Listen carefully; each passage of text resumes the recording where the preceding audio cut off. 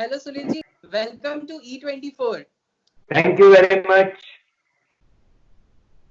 अच्छा, talking about Ramayan अब star plus पे आ रहा है, आपके डेली वीडियोस आ रहे हैं, कुछ कुछ चीजें आप बता रहे हैं। अगर आज आपने क्या बताया या बताने वाले हो, अगर आप हमें बताएं तो। मैं ऑलरेडी बता के लोड कर चुका हूँ वीडियो को। मैं दो चीजें बताई मैंने आज बताया कि जैसे जो राम जी के राज अभिषेक की खबर जो हमको मिलती है, तो सबसे ज्यादा एक्साइटेड होके भाभी के पास सुनाने जाता हूँ मैं। तो वो सीन था, तो उस सीन के करते समय जो प्रॉब्लम आई थी, वो मुकुट था, जो मेरा मुकुट के पीछे एक ऐसा राउंड सर्कल था, वो बहुत हिल रहा था, पत्ते की तरह लिटरली हिल रहा था वो। तो उसकी वजह से आवाज में भी डिस्टरबेंस हो रहा था, और उसके हिलने की वजह से कंसंट्रेशन भी थोड़ा गड़बड़ हो रहा था, और आवाज भी कर रहा था। तो पर किसी तरह से वो, क्योंकि ऑप्शन नहीं था कुछ भी, तो पैकिंग लगा के किसी तरह सीन किया, पर तब भी वो हिलता हुआ दिख रहा है उसमें। तो वो था। और फिर जो वहां से फिर हमें माँ के पास, माओं के पास जाना था करने के लिए, तो सीन के करना था, पर मुकुट नहीं होने की वजह से वो सीन फिर 2 दिन बाद किया गया है। एक तो वो इंसिडेंट, और दूसरा इंसिडेंट था जो ये एक लेसन है हम सारे एक्टर्स के लिए। ललिता पवार जी सीनियर एक्ट्रेस हैं, रही हैं अपने जमाने में, और बहुत काम किया हुआ उन्होंने। तो उस समय वो सीक्वेंस था जब राम जी का ही ये था कि पता लगा था कि जहाँ पे उनका राज्याभिषेक होना है, तो वो बहुत खुश नहीं थी, वो चाहती थी भारत का राज्याभिषेक हो। तो वो जब सेलिब्रेशन हो रहा था अयोध्या में, जहाँ पे दिए जला रहे थे लोग, डांस गाना कर रहे थे, तो वहां पे पहुंच के वो डंडे से मारा मारी करती हैं और दियों को अपने पाँव से बुझाती हैं।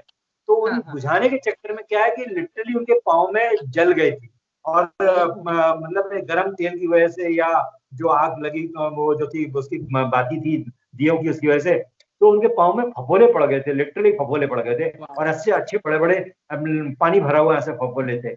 उसके बाद भी उनका डेडिकेशन देखिए काम के प्रति, एक भी नहीं रुका, मिनट भी नहीं कहा कि मेरे को थोड़ा आराम करने दो, तुरंत बर्नॉल लगा के जो भी वहां पे अवेलेबल था फास्ट एड वो किया, और उसके बाद में इमीडिएटली शूट करने को मतलब रेडी हो गई वो, और उन्होंने पूरा सीक्वेंस शूट किया।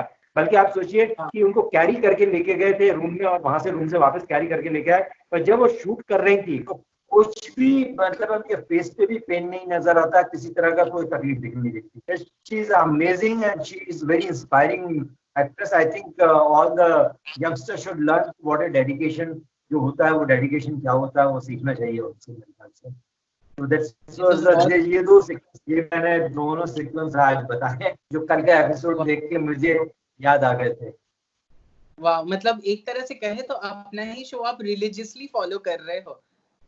जी, क्योंकि क्या है कि लोगों की बहुत इच्छा है, जो फॉलोअर्स हैं, जो ऑडियंस है, उनकी बहुत इच्छा है कि जानने की शूटिंग के पीछे मतलब जो ये सीन हुए हैं, या जो करते हैं हम एपिसोड में, क्या हुआ, कैसे हुए, तो वो जो जानना चाह रहे हैं।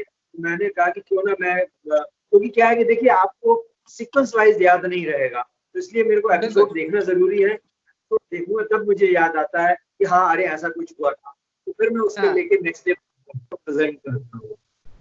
वाह, आपने कभी ऐसा सोचा था इतना बड़ा रिकॉर्ड ब्रेक करेगा, जिसपे बहुत सारे ऐसे सवाल जवाब भी हुए?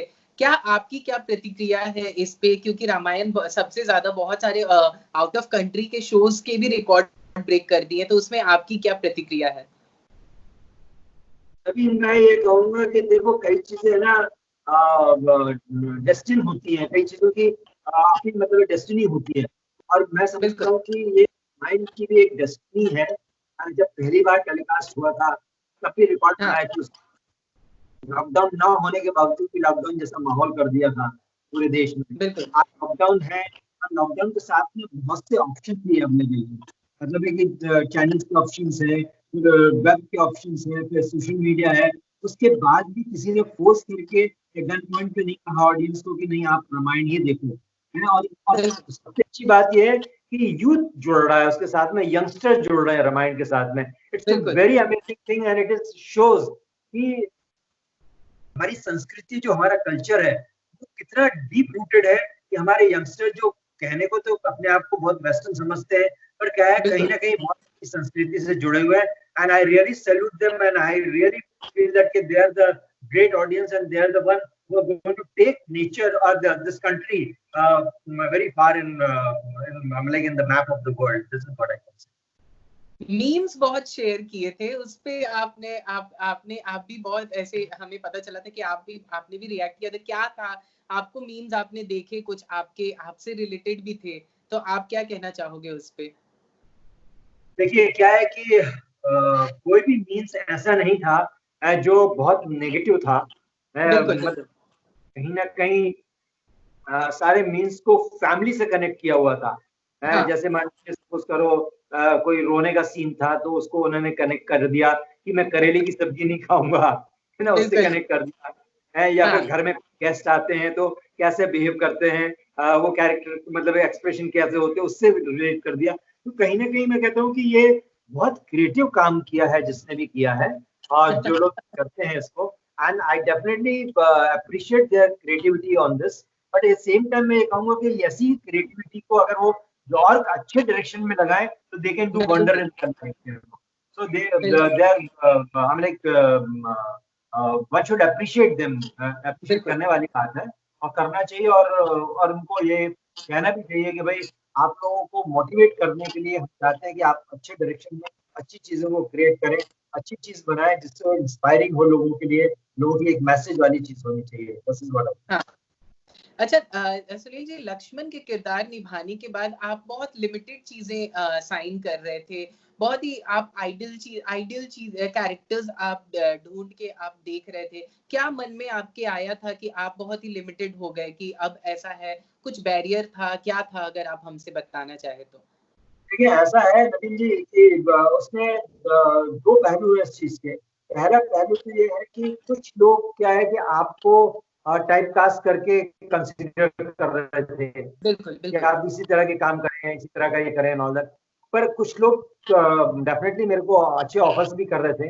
पर उसमें क्या हुआ कि एक तो क्या हुआ कि सागर साहब की तरफ से भी थोड़ा सा मतलब है कि स्लाइटली अनसेटिस्फैक्शन हुआ, क्योंकि क्या है कि जब मेरे पास में काम आ रहा था रामायण के दौरान, जब लोगों में पॉपुलरिटी हो गई, काफी फेमस हो गया था, तो उन्होंने रिस्ट्रिक्टेड कर दिया था कि नहीं मैं काम नहीं कर सकता, क्योंकि उन्होंने 18 दिन की जो मेरी कमिटमेंट थी, एग्रीमेंट था उनके साथ में, उन्होंने 18 दिन मेरे एक साथ नहीं यूज किए, उनको पूरे मंथ में स्प्रेड कर दिया। तो जब मंथ में स्प्रेड करते हैं तो आप 2-2, 3-3 दिन के लिए आपके पास में गैप रहता है, तो उन गैप में कोई भी और दूसरे प्रोड्यूसर आपके साथ काम करना नहीं चाहेगा, क्योंकि उसको भी कम से कम नहीं तो 8-10 दिन बल्क में चाहिए एक साथ। तो एक तो वो वजह है जिसकी वजह से मैं वो काम बहुत ज्यादा नहीं कर पाया। और फिर उसके साथ साथ क्या है कि ऑडियंस की एक एक्सपेक्टेशन हो गई थी, एक ऑडियंस के दिमाग में एक ये बन गया था कि नहीं ये एक्टर जो है वो एक स्टैंडर्ड का अच्छा रोल करता है, अच्छा रोल किया है उसने और अच्छा ही तरीके से देखना चाहते हैं। जो मुझे फीडबैक मिला था उस समय they were expecting me to do a good work.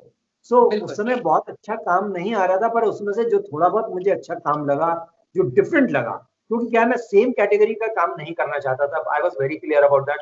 तो लकीली मेरे पास में अगर मैं एक तरफ बो एंड एरो चला रहा था तो दूसरी तरफ मैं मशीन गन चला रहा था, तीसरी तरफ मैं म्यूजिकल इंस्ट्रूमेंट बजा रहा था। तो आप सोच लीजिए कि 3-4 डिफरेंट तरह के आसपास के काम कर रहा था मैं। तो and one film I was playing a romantic lead like any teenage boy का जो रोल होता है उस तरह का मैं कर रहा था। तो आई वाज थिंकिंग कि अगर मान लीजिए कोई भी आपका काम अगर बहुत पॉपुलर हो जाता है, क्लिक हो जाता है, आप हिट हो जाते हो, तो आप गाड़ी चलने लगती है। पर यहाँ पे एक्टर की जो टैलेंट नहीं देखते हैं, यहाँ पे आपकी किस्मत और आपके जो हिट और फ्लॉप के ऊपर से डिपेंड करती है आपकी पूरा कैरियर की वो जो रहती है, या rather I can say that अगला वर्क जो है आपकी पिछली हिट और फ्लॉप के ऊपर डिपेंड करता है। तो वो ही हुआ। और फिर मुझे एक टाइम पे जब मुझे लगा कि नहीं यार, I am not enjoying this work what I am doing it, I am not feeling satisfied, मेरे को सेटिस्फैक्शन नहीं हो रहा है। और लोग मुझे उसके कई सालों बाद भी रामायण को लेके फॉलो कर रहे थे और मुझसे कनेक्टेड थे और मैसेजेस भेज रहे थे फैंस से जो अप्रिशिएट कर रहे थे। तो मैंने डिसाइड कर लिया कि मैं काम करूंगा तो अच्छा करूंगा, नहीं तो नहीं करूंगा। और बाय बैकअप के लिए मैंने एक अपना काम शुरू कर दिया था, टेलीविजन प्रोडक्शन का भी कर दिया था, एडवर्टाइजिंग का भी कर दिया था। और तो उसकी वजह से क्या है कि मेरे को किचन रन करने में प्रॉब्लम नहीं थी, तो इसलिए मैं अफोर्ड कर सकता था कि अपनी चॉइस का काम करना। इसलिए मैंने काम नहीं किया और जो भी काम थोड़ा बहुत किया है, I am satisfied whatever I have done. That's nice. उस टाइम पे मुंबई से उमरगांव ट्रैवल कितना टाइम आपको लगता था? बिकॉज अभी भी हम उमरगांव जाते हैं, आज भी वहां पे शूट होता है और हम जाते हैं वहां कवरेज के लिए, तो हमें मैक्सिमम 2.5 घंटे लगते हैं मैक्सिमम। आपको कितना वक्त लगता था ट्रैवलिंग में? एक्चुअली क्या है, 2 घंटे 2.5 घंटे लगते थे, डिपेंड होता था ट्रैफिक के ऊपर। क्योंकि क्या है कि पहले तो कुछ दिन मेरे ख्याल से फर्स्ट शेड्यूल शायद मैं ट्रेन से गया था, उसके बाद ओके। से मैं गाड़ी से अपनी गाड़ी ले जाता था।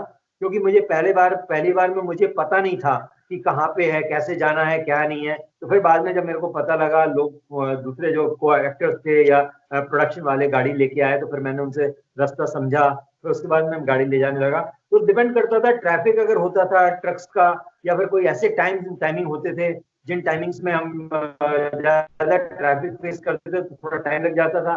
तो वही 2-2.5 घंटा में पहुंच जाते थे।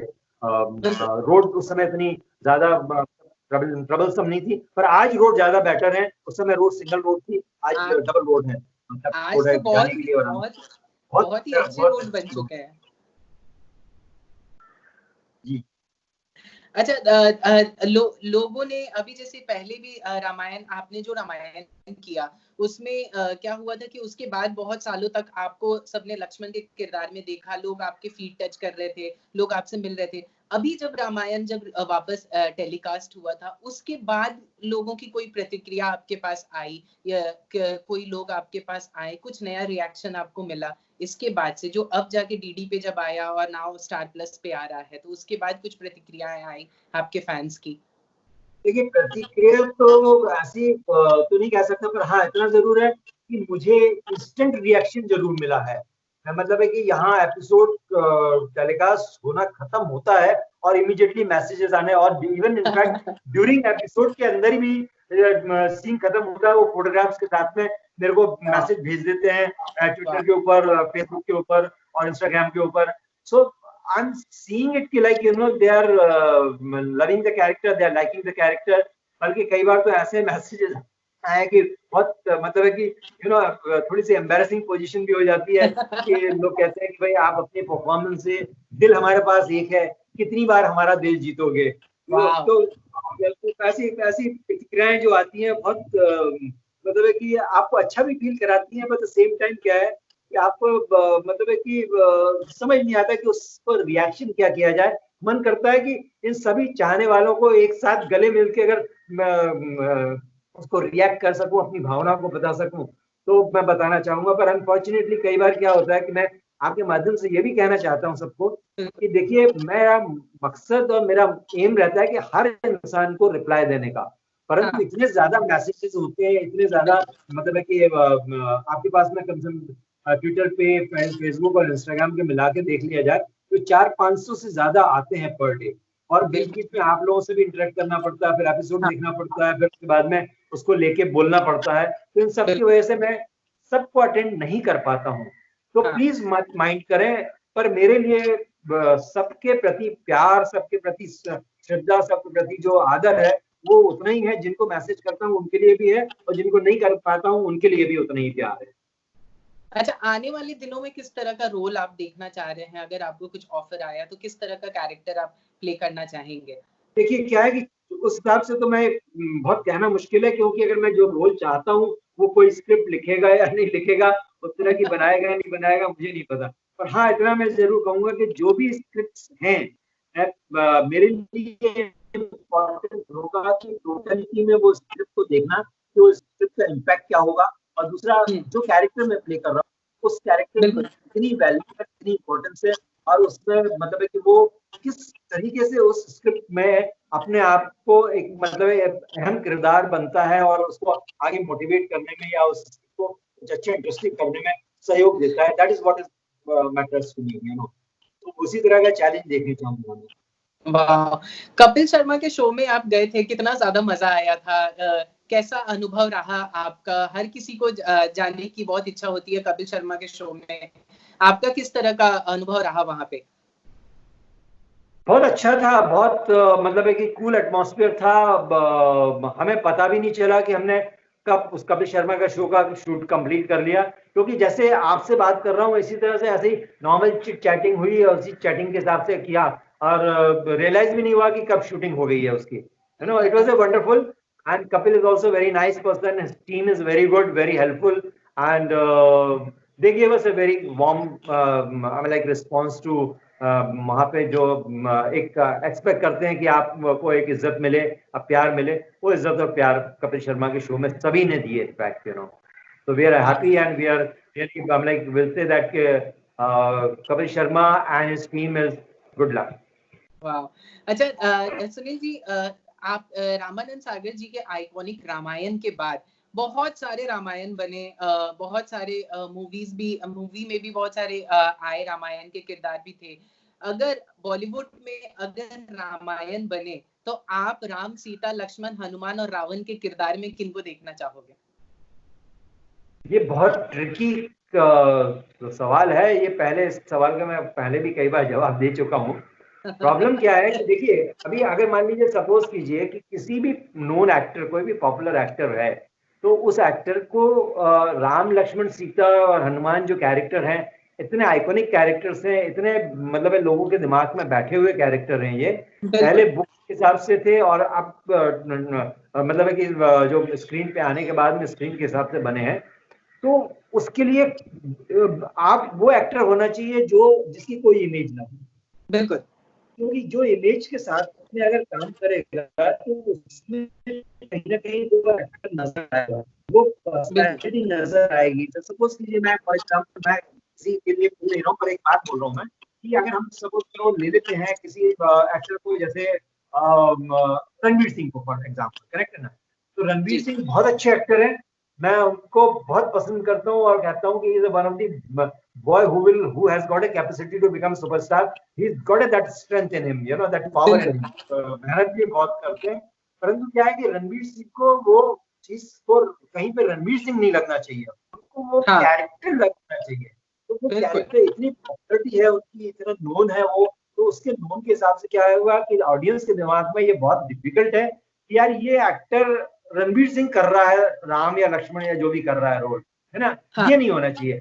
हाँ, अगर वो जैसे अभी कपिल देव जी का काम कर रहे हैं, वो जो 83 फिल्म के लिए बहुत अच्छा गेटअप किया उन्होंने, बहुत अच्छा लुक लिया है, बहुत अच्छा, मतलब लग रहा है कि कपिल देव ही लग रहे हैं वो।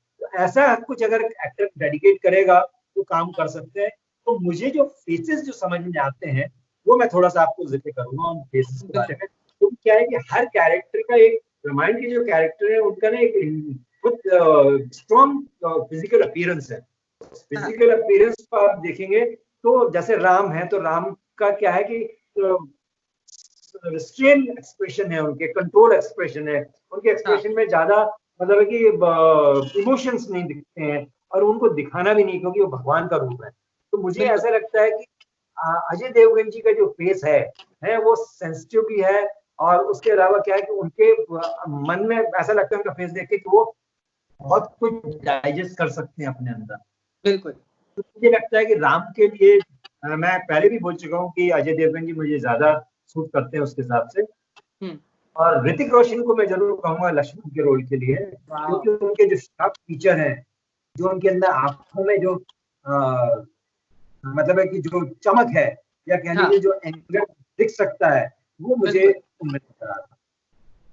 और सीता के लिए दीपिका भी हो सकती हैं और आलिया भट्ट भी हो सकती हैं, क्योंकि दोनों की अपनी पर्सनालिटी है। तो उसके हिसाब से मैं समझता हूँ, उनके फेसेस के हिसाब से मैं बोल सकता हूँ कि उनके फेस में वो मतलब है कि इनोसेंस भी है, और गॉडेस एक फील होता है ना, जो एक फीचर्स का, वो फील भी देता है उसका। तो मैं ये हो गया हुआ। हाँ, पर रावण के लिए मेरे पास में कोई ऐसी करंट चॉइस नहीं नजर आ रही है, परंतु मुझे सोनू सूद साहब लगते हैं कि रावण के लिए ज्यादा अच्छे फिट बैठ सकते हैं। नहीं तो अगर पहले के हिसाब से देखा जाए तो अमरीश पुरी जी से बेटर कोई नहीं हो सकता था रावण में, समझता है ना। और हनुमान के लिए दारा जी का रिप्लेसमेंट बहुत मुश्किल है, बहुत मुश्किल है। बिल्कुल सही बात। उनके रिप्लेसमेंट के लिए मैं बहुत सोच चुका हूँ, मेरे को कोई भी समझ में नहीं आता कि वो क्या है कि हनुमान है, हनुमान में क्या है कि इंटेलिजेंट भी है और इनोसेंस भी बहुत है। तो बिल्कुल सही। इंटेलिजेंट जो है और जो बॉडी थी उनकी, हाँ, वो बॉडी और मिलना, वो कॉम्बिनेशन मिलना बहुत मुश्किल है। बिल्कुल सही। तो तो इससे मैं आपसे अपने एक बात आपसे शेयर करना चाहूंगा। मैं बचपन की बातें हमारे, जब हम जॉइंट फैमिली से बिलोंग करते हैं, तो मेरे दादाजी उस टाइम पे टेप वीसीआर हुआ करता था। तो जब भी रामायण टेलीकास्ट होता था तो मेरे दादाजी वो वीसीआर में रामायण रिकॉर्ड करके वो रख लेते थे। और उस टाइम पे जब किसी से मिस हो जाता था तो वो लगाते थे, और फिर पूरे आजू बाजू के लोग सब वापस आके और सब देखते थे। जो लोग वर्किंग हैं वो लोग नहीं देख पाते थे, वो लोग भी आके देखते थे उस टाइम पे। तो मुझे आज भी याद है, मैं खाना नहीं खाता था तो मुझे मेरी मम्मी वो वीसीआर लगाती थी, जिसमें सजीवन बूटी लाने के लिए जब हनुमान जी गए थे, और उस वक्त जो राक्षस एक गाना गा रहे थे, राम जय जय राम श्री राम जय जय राम श्री, वो राक्षस से मुझे बहुत डर लगता था। और मेरी मम्मी वो लगाती थी कि हाँ तुमको खाना खाना है, नहीं तो मैं ये वाला राक्षस तुमको दिखाने वाली हूँ। तो मुझे आज भी याद है, और आज भी जब मैंने देखा था तो मुझे बड़ी हंसी आ रही थी उसको देखा था, जब मैंने डीडी पे उस राक्षस को वापस जब देखा था तो वो उसको लेके मीम्स भी बना था मेरे ख्याल से, शायद कुछ एक दो मीम्स भी आए थे उसको लेके हाँ, उसका, क्योंकि थोड़ा मेरे ख्याल से दांत मात कुछ इस तरीके से बनाए हुए बाहर थे से, उसने, हाँ हाँ हाँ, देख के कुछ रावण को लेके और उसको लेके कुछ मीम्स बने थे। बिल्कुल exactly I don't know but सब मीम्स थे उसको लेके। तो आप सोच लीजिए कि मतलब ये है कि उस जमाने में भी जब आप छोटे थे तो वो इतना इम्पोर्टेंट फेज बनाया गया होगा, हाँ इतना हाँ, क्रिएटिव काम किया गया होगा कि उसको लेके आज 33 साल बाद मीम्स बने हैं। आप सोच लीजिए कि बिल्कुल सही, डेफिनेटली उस पर्टिकुलर फेस की, उस पर्टिकुलर कैरेक्टर की कितनी वैल्यू रही होगी उस समय। वैल्यू रही होगी, बिल्कुल सही। अच्छा, हाल ही में हमें पता चला था कि आप अरविंद जी से मिलने गए थे। किस तरह उनका कैसा तबीयत है, कैसे हैं वो? ठीक है, आपने तबियत उन्हें दोबारा तबियत टेलीकास्ट के खैर बारे में आपने बताया उन्हें, कैसा उनका रिस्पॉन्स रहा जब वापस बहुत अच्छा टेलीकास्ट है, हुए? बहुत अच्छा है। वो देखते हैं, रामायण देख रहे हैं, वो बकायदा फॉलो करते हैं। और इनफैक्ट उनको रिक्वेस्ट की गई थी मीडिया ने कि भाई एक दो फोटोग्राफ और एक दो छोटे वीडियो क्लिप दें, तो उन्होंने दिए उसके। और he is a very warm person, very nice person. And मेरे लिए तो मतलब है कि फादर फिगर समान है, और मैं उनकी बहुत इज्जत करता हूँ।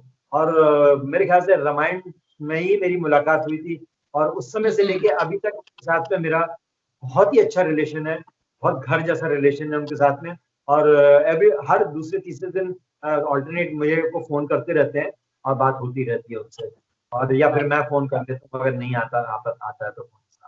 Very nice. तो एक और चीज अभी हाल ही में मेरे दिमाग में आया था, जब मेरी आपसे बात होने वाली थी, कि आपके पुत्र कृष के बारे में हम जानना चाहते हैं, जो अभी से ही फैन फॉलोइंग्स बना चुके हैं बहुत सारे, बहुत आर्टिकल में दिख रहे हैं, सभी जगह दिख रहे हैं। कैसे है वो, अगर आप हमें थोड़े से में बताना चाहें, और क्या करना चाहते हैं वो फिल्म इंडस्ट्री में या टीवी में, किस में आना चाहते हैं, अगर आप हमें थोड़ा सा बताना चाहें।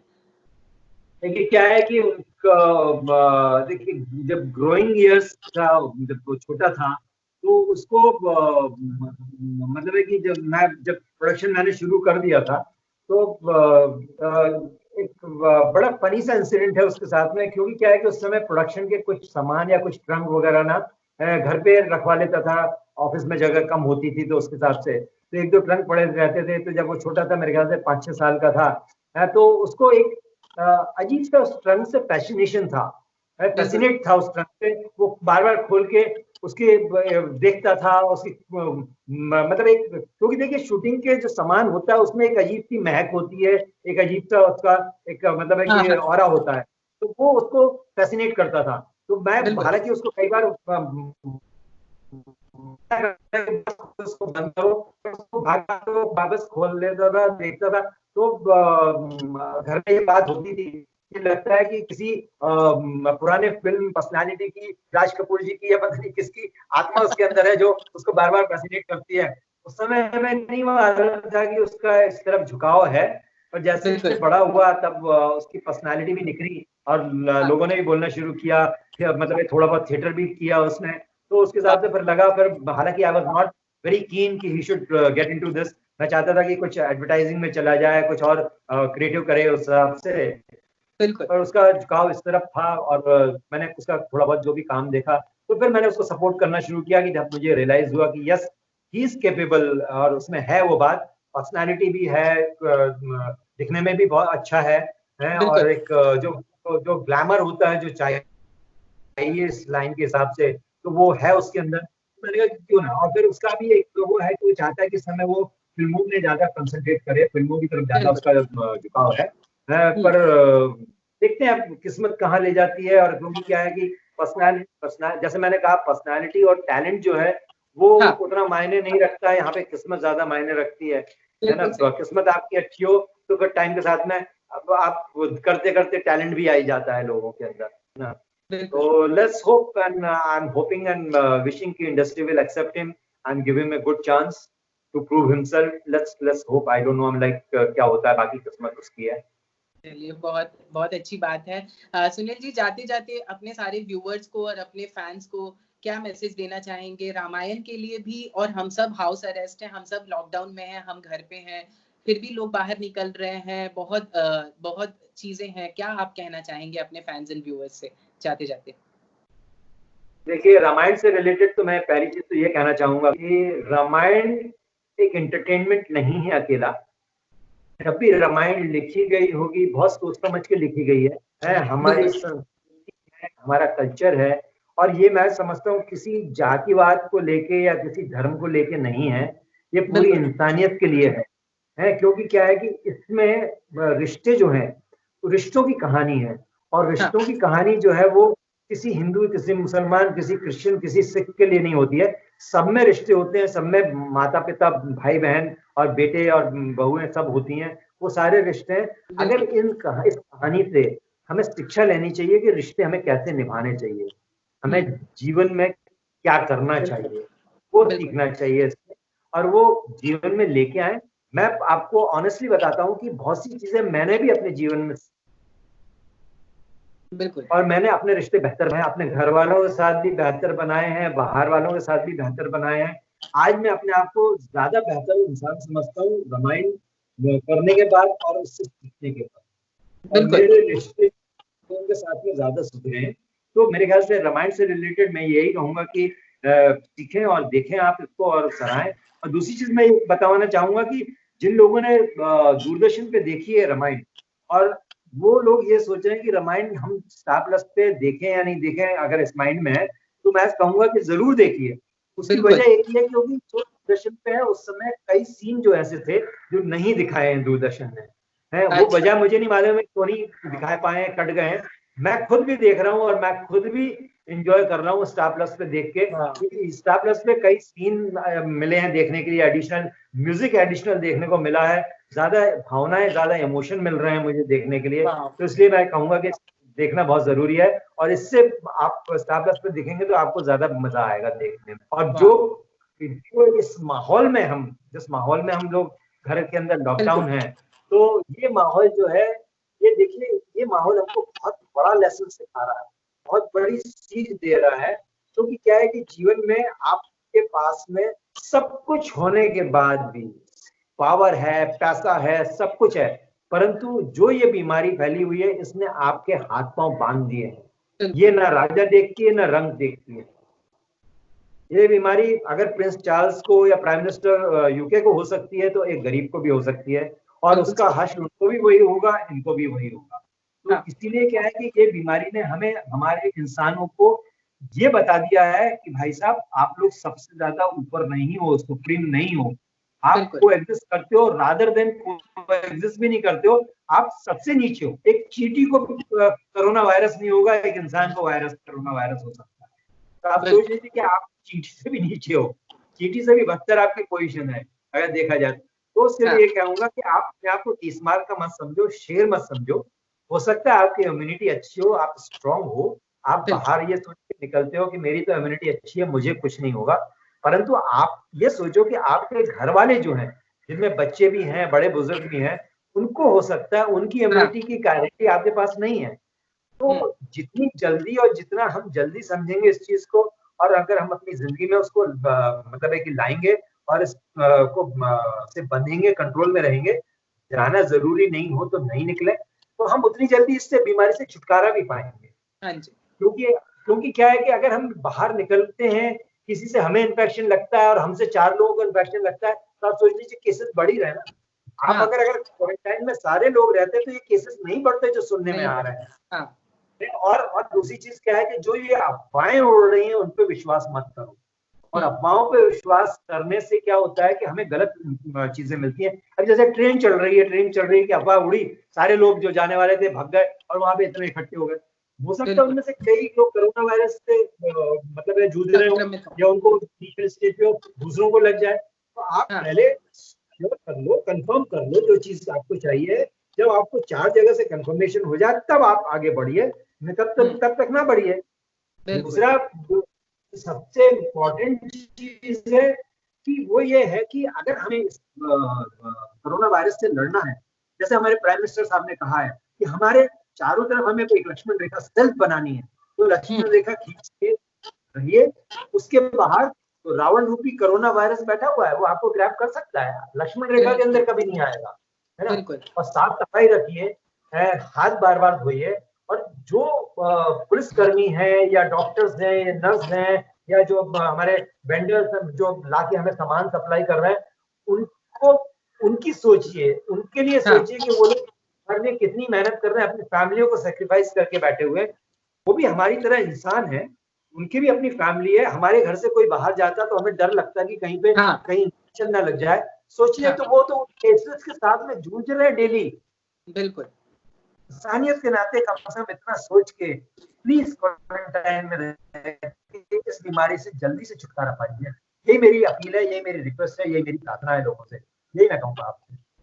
चलिए, थैंक यू सो मच हमारे साथ बने रहने के लिए सुनील जी, और उम्मीद है कि हम जल्द ही लॉकडाउन के बाद मिलें, जब आप कोई नया शो करें या फिर कुछ ऐसा कुछ नया हो और हम जल्द ही मिले आपके साइट पे। धन्यवाद, बहुत बहुत शुक्रिया, थैंक यू सो मच। जय श्री राम जी, जय श्री राम।